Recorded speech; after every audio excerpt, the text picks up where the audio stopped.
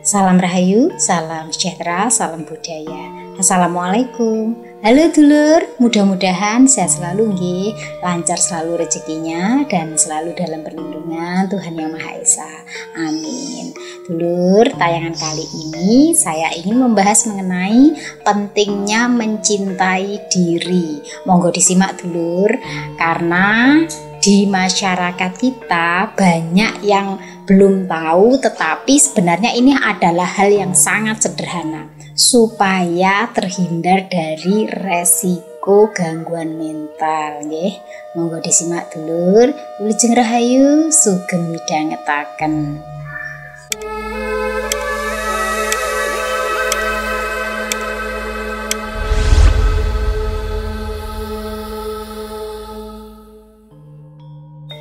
Dulur, mengapa saya ingin membahas sesuatu yang sebenarnya ini sangat sederhana sekali, tetapi justru kadang dilupakan atau bahkan orang tidak tahu nggih bagaimana cara mencintai dirinya sendiri. Memang pentingkah Mbak Fitka untuk mencintai diri sendiri?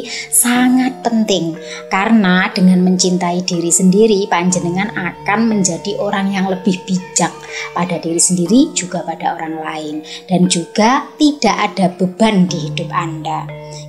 Selain itu bisa membuat panjenengan ini percaya diri, lebih positif. Itu pasti, karena orang yang mencintai dirinya sendiri dia akan bisa lebih bersikap, karena sudah tahu tentang dirinya, tentang apa yang perlu dilakukan dan batasan-batasan yang dipahami. Dan dengan mencintai diri ini secara otomatis sehat lahir dan batinnya, tidak mudah stres, bisa menurunkan resiko gangguan mental. Karena di masyarakat kita ini sekarang ini memang ujiannya itu macam-macam. Ada yang diuji secara ekonomi, ada yang diuji asmaranya, ada yang diuji karirnya, kehidupan rumah tangganya, dan lain-lain, kompleks permasalahan itu. Nah, maka untuk itu pentingnya untuk mencintai diri supaya bisa membentengi dan membatasi mana-mana yang tidak perlu dilakukan, mana-mana yang tidak perlu kita iakan, harus berani bertindak atau bersikap berkata tidak pada sesuatu yang bisa merugikan diri sendiri. Dan orang yang sudah bisa mencintai dirinya sendiri, maka dia akan mendapatkan yang namanya kepuasan hidup atau lebih menikmati hidup. Mau keadaannya itu susah, tetapi tidak membuatnya depresi, tidak membuatnya down. Apapun keadaannya selalu bisa menempatkan diri. Nah, ini loh dulur, pentingnya untuk mencintai diri sendiri. Karena dulur, mencintai diri itu adalah bagian dari iman.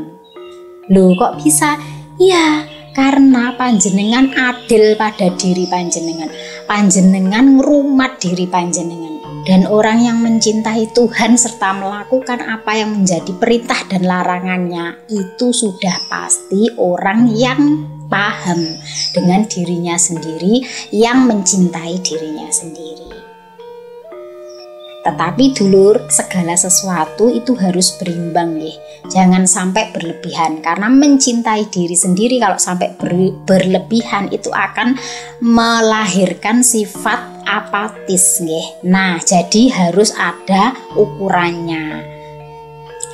Lalu pertanyaannya, bagaimana cara mencintai diri? Apakah harus banyak uang supaya bisa menuruti apa yang menjadi keinginan? Tujuan dari mencintai diri adalah kebahagiaan, kan? Dan kebahagiaan setiap orang itu standarnya berbeda. Tapi kalau panjenengan patokannya uang, itu jatuhnya tidak mencintai diri, karena tidak semua orang itu permasalahannya bisa diselesaikan dengan uang, apalagi mengenai kepuasan, bisa merasakan suatu kebahagiaan. Definisinya masing-masing orang itu berbeda-beda. Dan saya akan menjelaskan cara mencintai diri sendiri secara sederhana. Ini bisa dilakukan oleh semua orang, segala kalangan, Jadi tidak harus diukur dengan uang. Cara mencintai diri yang pertama adalah berpenampilan yang nyaman. Contohnya berpenampilan rapi, bersih, sopan, sederhana, tetapi panjenengan nyaman menggunakannya. Kalau panjenengan suka menggunakan daster, ya silahkan memakai daster, tetapi tetap disesuaikan dengan tempat dulur. Jangan sampai kenyamanan yang kita maksud ini tidak pas pada tempat atau suasana tertentu. Apapun yang panjenengan kenakan selama panjenengan nyaman, silakan atau mungkin menggunakan sesuatu aksesoris yang menurut panjenengan bisa meningkatkan kepercayaan diri. Boleh, misalkan suka menggunakan jam tangan, suka menggunakan cincin, mungkin kalau laki-laki misalkan suka pakai akik supaya kelihatan gagah. Boleh, penampilan itu tidak hanya baju tetapi aksesoris yang melekat pada panjenengan yang membuat panjenengan percaya diri. Ini adalah penampilan yang nyaman bagi panjenengan. Dan itu bisa menciptakan ciri khas sendiri bagi panjenengan. Seperti saya suka menggunakan kebaya yang sederhana, dan ini adalah ciri khas saya. Kalau panjenengan suka menggunakan pakaian-pakaian yang simple atau pakaian-pakaian yang modis, asalkan merasa nyaman, bersih, dan penampilannya sesuai, artinya kalau dilihat itu juga sesuai dengan style panjenengan. Nah, ini yang membuat rasa nyaman, Maka dengan berpenampilan yang nyaman ini secara tidak langsung panjenengan mencintai diri panjenengan sendiri. Cara yang kedua adalah dengan jaga kebersihan diri dan juga ruang tempat tinggal panjenengan. Nah, menjaga kebersihan diri ini sudah pasti tanda orang yang mencintai dirinya, dan itu yang utama. Lalu bagaimana Mbak Fitka dengan orang yang jarang mandi? Apakah itu namanya tidak mencintai dirinya sendiri? Begini dulur, kita lihat dulu kenapa kok jarang mandi. Mungkin sedang alergi atau memang kurang enak badan sehingga tidak harus mandi, tetapi membersihkan diri dengan cara siben itu wujud dari mencintai diri sendiri.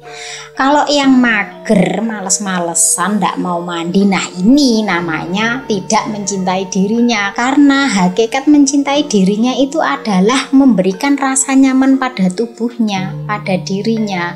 Orang kalau tidak mau mandi sama sekali tanpa alasan yang jelas, iki wis dipastikan wong lumuh, wong males. Kalau takut dengan air dingin kan bisa dengan air hangat. Jadi tidak ada alasan untuk tidak membersihkan diri kalau tidak ada alasan tertentu yang mengenai kondisi tubuhnya,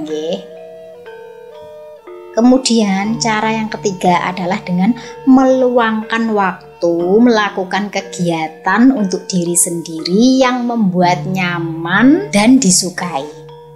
Contohnya panjenengan suka mendengarkan musik, panjenengan suka bermain alat musik, suka melukis, atau mungkin kalau pria panjenengan suka mancing atau suka hiking. Monggo silakan lakukan, karena meluangkan waktu untuk kegiatan-kegiatan yang membuat diri senang dan nyaman ini adalah salah satu wujud mencintai dirinya sendiri. Lalu bagaimana jika ada orang yang tidak memiliki waktu luang untuk menyalurkan hobinya atau melakukan aktivitas untuk dirinya sendiri, di mana waktunya ini padat, harus kerja, harus memenuhi tanggungan, Kalau ndak gitu kebutuhan nggak tercukupi. Ini bagaimana Mbak Fitka? Sedangkan waktu luang itu digunakan untuk cari tambahan karena kebutuhannya banyak. Apakah ini namanya tidak mencintai diri sendiri? Sedangkan ini kan berjuang untuk kesejahteraan hidup, untuk keluarga. Nah, begini dulur. Perjuangan panjenengan dalam mencari nafkah sehingga tidak mengenal waktu.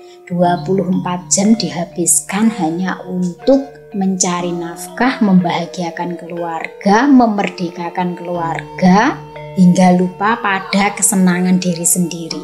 Maka tetap nggih dulur, tetap luangkan waktu meskipun itu hanya seminggu sekali atau 2 minggu sekali atau bahkan 1 bulan sekali untuk menyenangkan jiwa panjenengan. Penting loh dulur melakukan hal atau kegiatan yang menyenangkan diri sendiri, di mana di situ panjenengan akan merasakan yang namanya kepuasan. Walaupun waktunya tidak bisa lama, tetapi itu efektif sekali untuk meningkatkan kualitas berpikir panjenengan, sehingga panjenengan tidak akan jenuh dengan apa yang panjenengan lakukan setiap harinya. Berilah hak tubuh untuk disenangkan, berilah hak jiwa untuk dipuaskan nggih, dengan cara melakukan kegiatan yang panjenengan sukai sepanjang tidak merugikan diri panjenengan sendiri ataupun orang lain. Cara yang keempat adalah olah batin. Olah batin ini mungkin tingkatannya bagi orang yang sudah merasakan atau mengalami kebangkitan spiritual. Jadi mungkin tidak semua orang nggih. Nah, olah batin ini paling sederhananya adalah panjenengan bisa melakukan dengan cara berdialog atau berbicara dengan diri sendiri. Kemudian metani awake dhewe, artinya meraba nggih, meraba diri sendiri. Apakah yang kurang pada diriku? Apa yang perlu aku perbaiki? Kedepannya aku harus bagaimana? Langkah selanjutnya apa yang aku ambil? Nggih. Jadi memikirkan tentang hal-hal yang bersifat lebih positif ke depannya. Dan bagi orang yang sudah merasakan kebangkitan spiritual, ini melakukannya dengan meditasi. Olah batin ini sebenarnya kaitannya erat dengan meditasi. Tetapi bagi orang yang masih awam mungkin bisa dilakukan dengan cara berdialog atau berbicara pada diri sendiri. Sering-seringlah berkaca, berkomunikasi pada diri sendiri. Nanti akan menciptakan yang namanya percaya diri dan panjenengan akan tahu apa yang panjenengan inginkan. Tidak perlu mencari kebahagiaan pada orang lain, tapi panjenengan bisa menciptakan kebahagiaan diri sendiri. Kemudian yang kelima, bisa panjenengan lakukan dengan cara pergi ke tempat-tempat menyenangkan, menikmati keindahan alam. Kalau bahasa mudahnya itu namanya refreshing, healing, piknik, rekreasi, dolan. Tetapi sebenarnya ini lebih ke tadabur alam.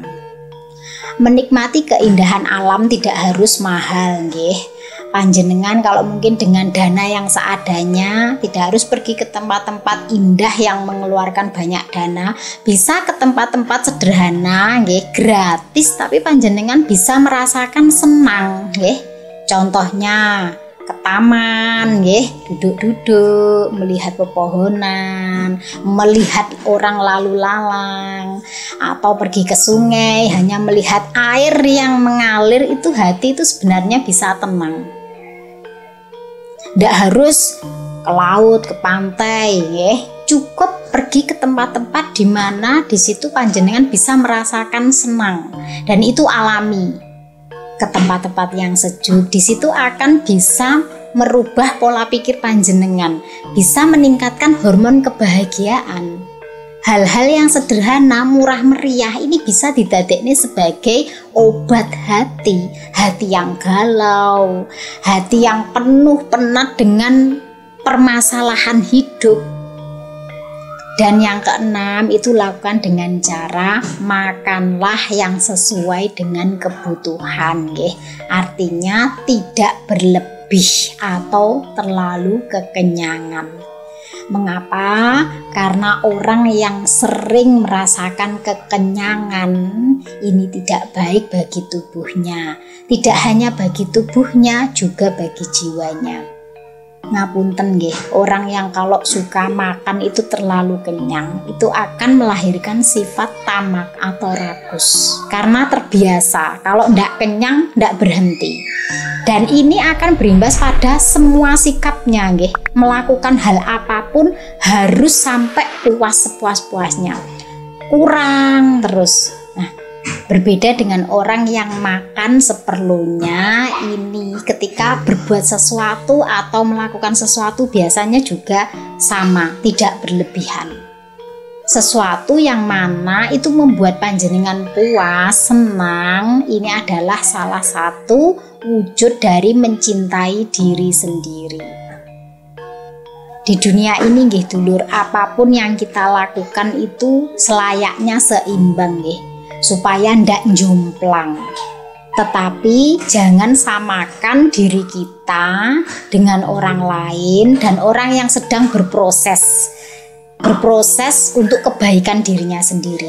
Memang ada orang-orang yang harus melakukan effort lebih sehingga dia lupa akan kesenangan dirinya sendiri, tetapi sejatinya yang dia lakukan adalah kelak juga untuk dirinya sendiri. Tetapi memang jalannya kudu soro dhisik nggih. Jadi panjenengan mungkin kalau saat ini berada di fase yang sedang kesulitan, sedang merasakan yang namanya derita, cobalah panjenengan untuk menyenangkan diri panjenengan dengan cara-cara seperti yang saya sampaikan, karena dengan mencintai diri panjenengan lewat cara-cara seperti ini, maka tubuh kita ini akan berterima kasih kepada kita dan akan membantu mewujudkan apa yang menjadi keinginan kita.